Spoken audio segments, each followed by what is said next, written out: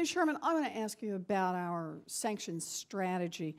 This country is committed to making sure that Iran does not develop a nuclear weapon and to protecting our allies in the region, including Israel.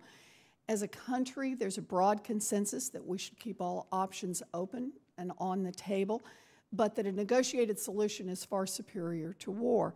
Now, a recent report from the Bipartisan Iran Project, a group of former diplomats and national security experts, has identified how a system of sanctions work. They describe it as strong sanctions are a stick that gets the Iranians to the negotiating table, and once they come to the table and start negotiating, strong sanctions are a carrot. That is, we can remove those sanctions in exchange for Iran giving up a nuclear program. That means for our sanctions strategy to work, it has to be possible not only to put sanctions in place, but also to take them away if the Iranians want to make a deal.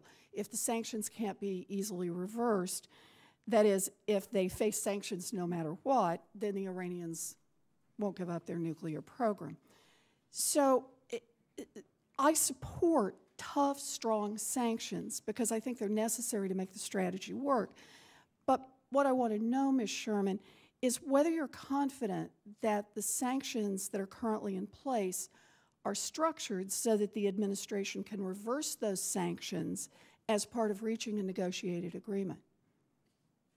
Thank you, Senator. It's a very, actually a quite sophisticated and important question. We have spent a considerable amount of time in preparing for the P5+1 negotiations to look at every single sanction and figure out what we would do and how we could indeed take them off. Some are easier than others.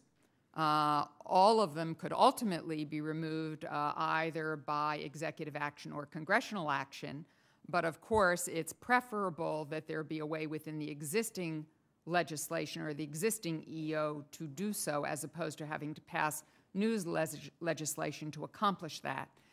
So your point is extremely well taken, and as Undersecretary Cohen said in the last P5+1 negotiation, for the first time, Iran was very, very vocal about its desire to have sanctions removed, particularly financial and oil sanctions, which are, of course, connected to each other in terms of viability.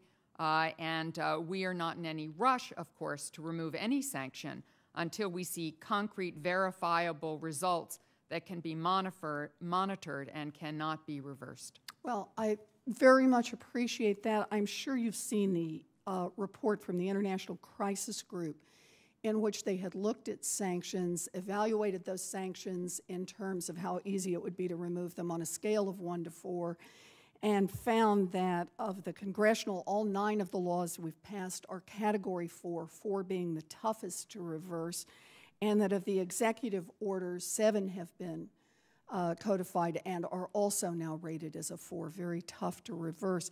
I raise this because I think it's something we need to focus on. The goal is to keep Iran from developing nuclear weapons, and I support strong sanctions because I think they're necessary to make this strategy work. But if the Iranians see that the sanctions can't be lifted, then they will be only more firmly entrenched in pursuing nuclear weapons. In other words, badly designed sanctions might actually increase the likelihood of Iran getting a nuclear weapon or increase the likelihood of war.